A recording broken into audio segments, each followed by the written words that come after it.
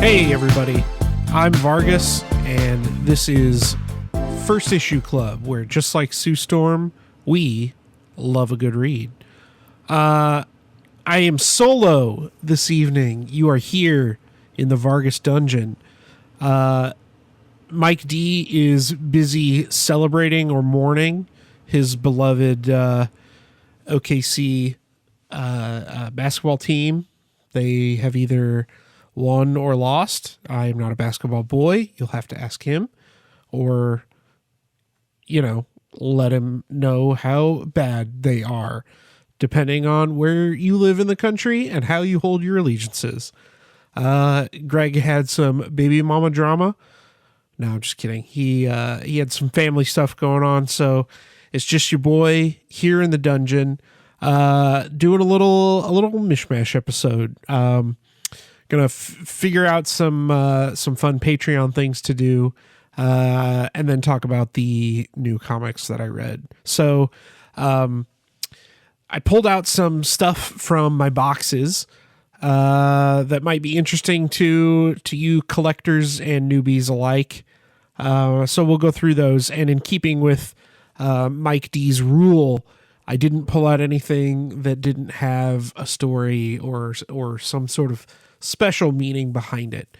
So let's dive in, and we'll see if this is entertaining at all. You have to let me know. So first up, this is kind of an artifact that I think will become more either beloved or hated as time goes on. Time will tell. It's a relic of the COVID era, and it's this previously in Marvel Comics issue. So this is what they released after comics came back to the store after they stopped doing stuff because of COVID.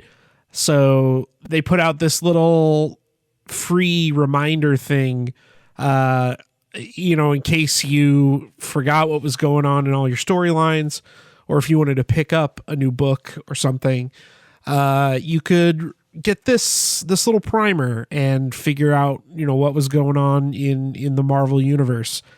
So very much, a relic of its time.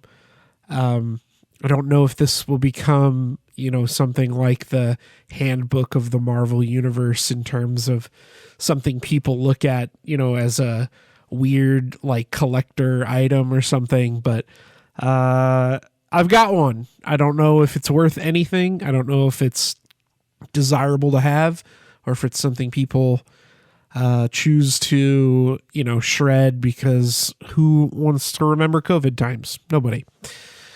Next up, I've got a little 5-issue mini series, actually. I think this is something that Marvel will probably never do again now that they're owned by Disney, but it's the Marvel Zombies vs. Army of Darkness series. I got into horror movies before I was a comic book boy, and this was one of the things that was kind of going on at the time. So I was into the Army of Darkness side of this more than I was into the Marvel Zombie side. But, what's cool about this stuff, and Marvel and DC did a couple of these back in the day. I think DC still does these every once in a while, but, they'll team up with an indie pub, like a Dynamite or something, and put out, an official crossover story. And what's cool about this is that Ash from Army of Darkness actually crossed over into the Marvel universe. So the way that happened was Dynamite ran this big Death of Ash storyline, and I think it was issue 12 or 13 or something of the current Army of Darkness series, and Ash died, and as he was going to heaven, he comes across this, entity or whatever, and it turns out that it's the Sentry. And what you find out is that the Sentry's powers, which are, he's basically Superman or, an agent of God or something, but his powers enabled him to actually go to heaven as a zombie. And he interrupted Ash's ascension to the afterlife, and kind of smacked him back down to the Marvel universe so that Ash could fight all the different Marvel Zombies characters. And it explores the origins. This is an origin story of the Marvel Zombies storyline. So kind of an interesting, again, little like weird bump in the road before Iron Man, the movie, got released, right? When Marvel took some weirder swings and sort of embraced the comic industry as a whole, right? Did deals with Dynamite to put out books. Some of the other Dynamite co-publications I can think of are they did some like Invaders books with Dynamite. I want to say Alex Ross did like an Avengers Invaders book that was like a crossover book, and I think that was a co-pub with Dynamite. But another thing, like I said, that I don't think Marvel's going to do ever again, if rarely, but it would be cool as hell if they did. In my opinion, I love to see crossovers, and I think the DC thing, if they're doing this summer, is going to do obviously huge numbers. And I think we talked about this on an episode, how DC is, at least in their solicits, sort of acknowledging that they're bringing these indie dudes, from indie pubs or indie books that are very successful, and leveraging that without, kind of shoving it aside or hinting at it or whatever. They're just kind of directly confronting, hey, Ice Cream Man, the Ice Cream Man team is doing a Superman book.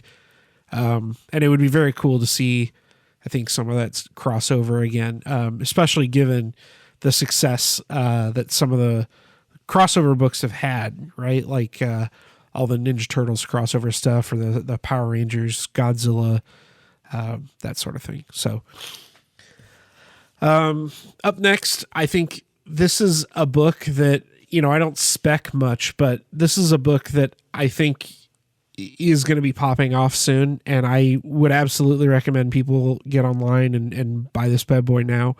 I bought this after the Spider-Man game came out. It's Spider-Man 546. It's the first Brand New Day, but it's the first appearance of Mr. Negative. And my hunch is, I haven't looked at the spoilers for the new Spider-Man movie, but my hunch is that Mr. Negative is going to show up, in one of these things.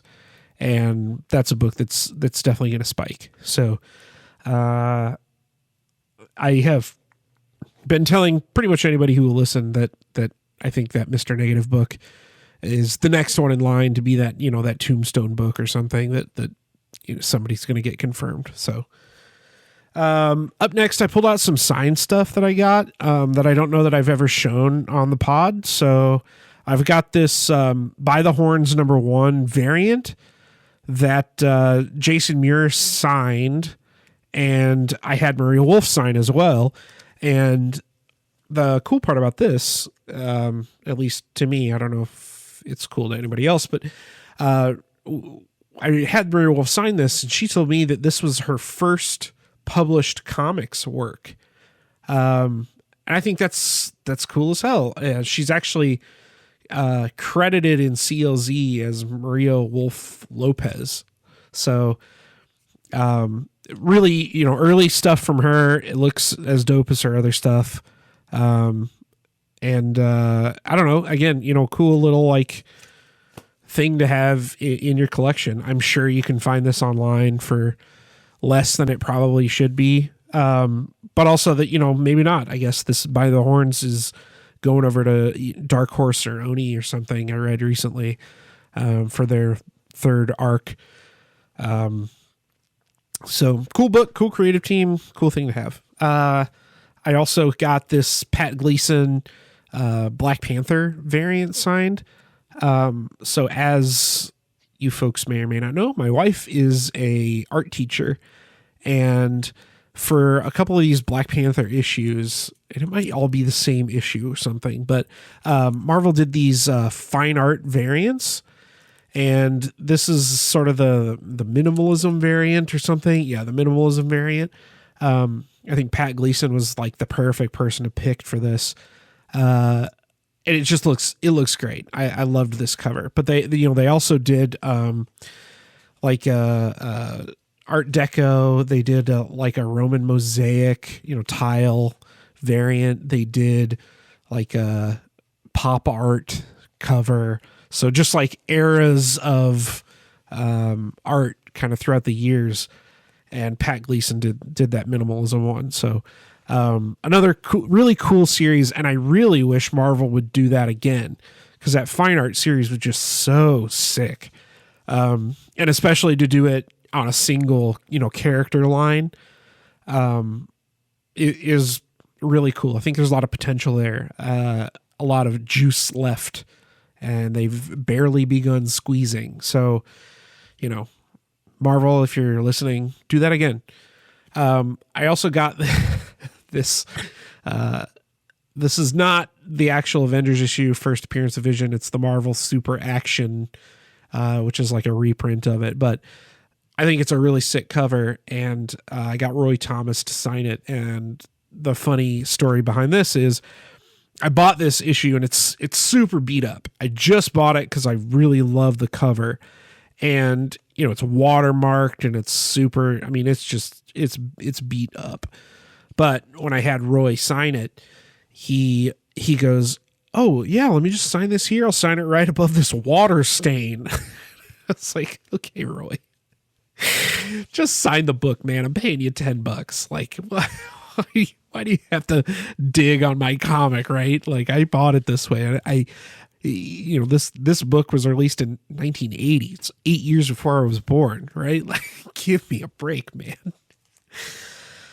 And then last but not least, I pulled out my Punisher Kills the Marvel Universe. I think this is a second or a third print. But it's signed and personalized by Garth Ennis. And, if you've ever listened to this podcast, I'm a Garth Ennis simp. And he wrote to Andy all the best, because he and I are best friends, and he loves me as much as I love him. So isn't that nice? Really, honestly, Garth was a super nice guy. And maybe he was just really good at faking it, but that was one of those moments where, I was kind of meeting somebody that I never assumed that I would get a chance to meet. And he's written, some of my absolute favorite comics, just super influential guy. And for him to be, really nice, and to actually personalize a couple of comics. He also wrote, to Andy or something on my Preacher book, which was just so cool. Cool to meet him. It's cool when you meet those people that are sort of larger than life in your world, and then they end up just being like really cool, down to earth people. I think that's an experience. That's one of those Comic-Con experiences that makes it worth the cost of entry. If anybody has not had one of those experiences, I think you should keep trying for it, because you'll have one eventually.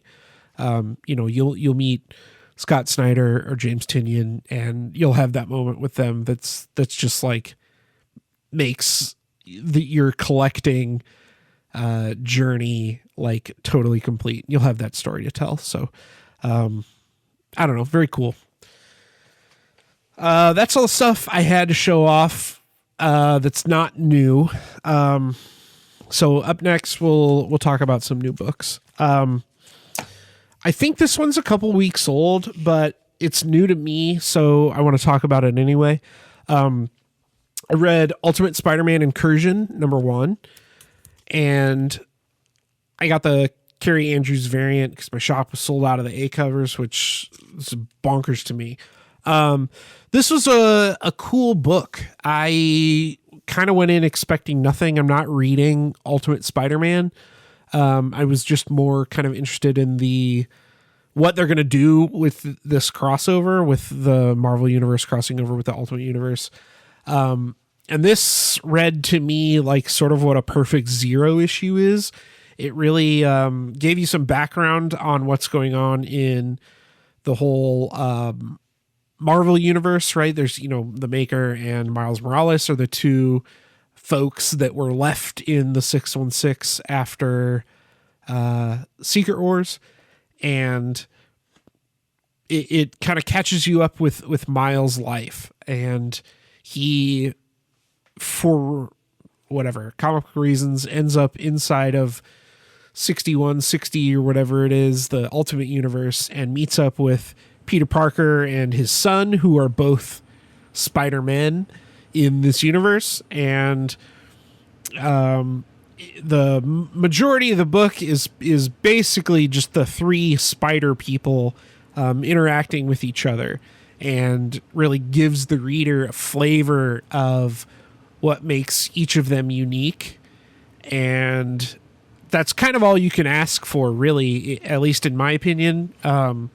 When you come into something that has the bulk of like a year and a half of storytelling or more behind it, if you want this could go back 10 years to Jonathan Hickman's Secret Wars, right?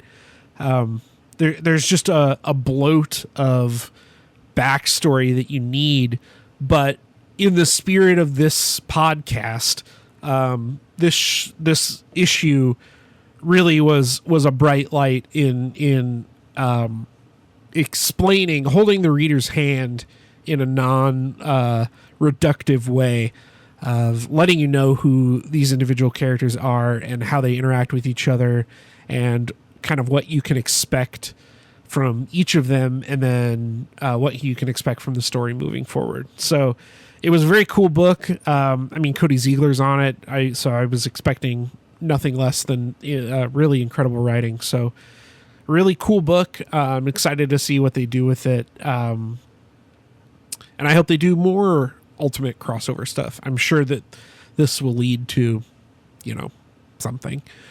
We'll see all those Ultimate X-Men show up in the 616 in the mainline Marvel universe at some point, I am sure. So on to the actual new stuff that came out this week. I read Bytchcraft #1, which I purchased based on the title alone. It's by Aaron Reese and Lema Carril. And, before I get too far, I suppose I should say there's a dedicated 2 in the back for Aaron Reese. So, again, knowing nothing about this book going into it, I guess I'll apologize to the creators, but it sounds like Aaron Reese is no longer with us. So this is sort of his swan song, or their swan song. And it seems to honor their legacy very well. This is one of those books that I would explain to people feels like it was not written for me. Not to its detriment at all. I have oftentimes said that there is media that is not made for me, and that's okay. There is plenty of media dedicated to people that look like me and grew up in a situation like me, and is targeted at me, and not so much media that is focused on other folks. And it's good. It's good that there is media out there in the zeitgeist that is for non-white men. So what is this book? This book is about 3 people of color, 3 POC witches that each represent a different type of magic, but are in the same coven nonetheless. And this coven of 3 accidentally causes a magical eclipse, which both leaks magic or enables magical creatures and magic to like leak into our world, and draws the attention of a religious cult that seemingly is Christian based, or at least Judeo-Christian based, or Abrahamic in some capacity. And they our witches are young folks. So they, when they're not witchcrafting, they go to like a witch club and interact with, I'll call them fae people in a non-derogatory way. Fae is in like magic. There's whatever demons and a minotaur and a coven of snake witches and all kinds of cool magic and magic adjacent creatures and people. It was a cool book, man. It throws you in the deep end right away, which I will say necessitates at least a second reading. I read this one twice, not for lack of understanding the story. That was clear on the first read. I read it a second time because I wanted to make sure I wasn't missing anything. And that was part of the thing that felt like this book wasn't written for me, or at least from my perspective, or a perspective of a person like me. It felt like there were very much like in, not in jokes, but in commentary and stuff like that throughout the book that speaks to people that have experiences different than mine. It was a cool book. I mean, the name alone, if it didn't kind of get you, it should pull you in from the story. The name should pull you in. If the name didn't pull you in, the story will. So cool book. I can't wait to see what happens with the rest of this. There's a lot of threads hanging at the end of the book, which is the mark of a good first issue. You want to see what issues coming out. This one's on Mad Cave, and spoiler alert for my end of the year list, I think Mad Cave is the publisher of the year. I mean, they're just knocking it out of the park, and this is another gem in their crown. So Bytchcraft, that's bitch with a Y, Bytch craft, out on Mad Cave. And then I had to read a big 2 book because, again, I'm basic bitch. I read Krypto, The Last Dog of Krypton, and much like Spider-Man Incursion, this is a nice primer. If you don't know who Krypto is or what a Krypto is, this gives you a backstory, and it's sort of Krypton's last days told from Krypto's point of view. For those who don't know, Krypto is Superman's dog, and it's his childhood dog, like really and truly from Krypton. The story is that Krypto was the test pilot for Superman's, crib rocket ship, right? Superman's parents put him in the rocket, and, a wormhole opens or something, and Krypto goes through the wormhole and ends up where else but good old Earth. And at the end of the book, you see a man, reach down and say, "Oh, what a good dog. Look at you." And of course, you're thinking, "Oh, this is going to be Clark Kent." And then here's the beginning of a beautiful relationship. But it's Lex Luthor. Oh,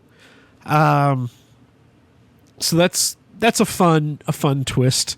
Maybe we'll see Krypto, foiling a Lex Luthor plot to,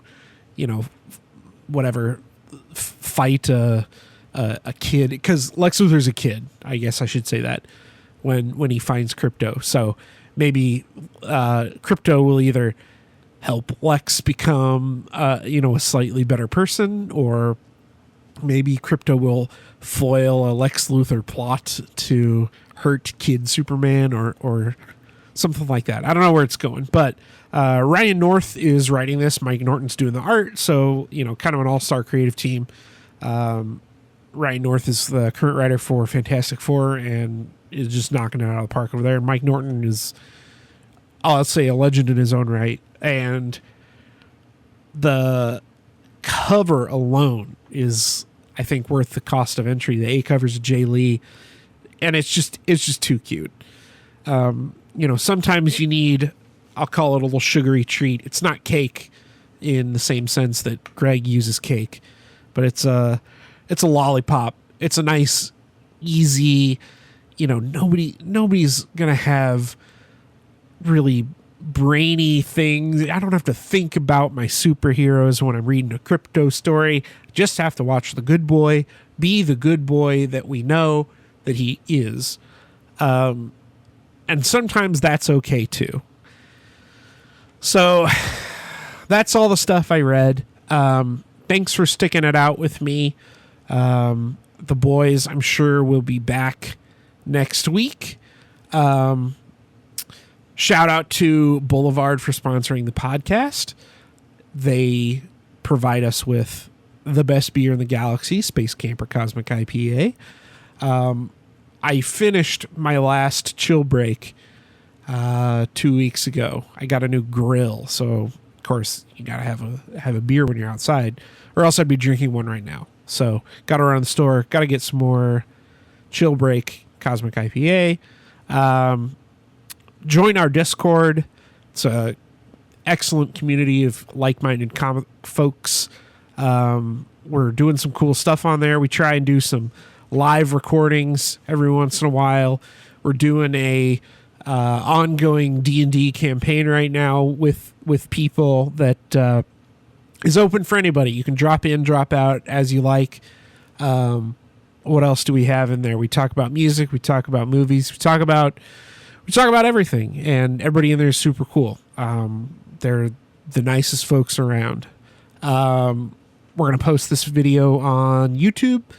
If you want to watch my ugly mug and make fun of my basement dungeon, someday I will have an actual place to record that doesn't look like I have somebody, trapped on the other side of that. So thanks for sticking it out with me. I've been Vargas. You've been incredible, and we'll talk to you guys next week.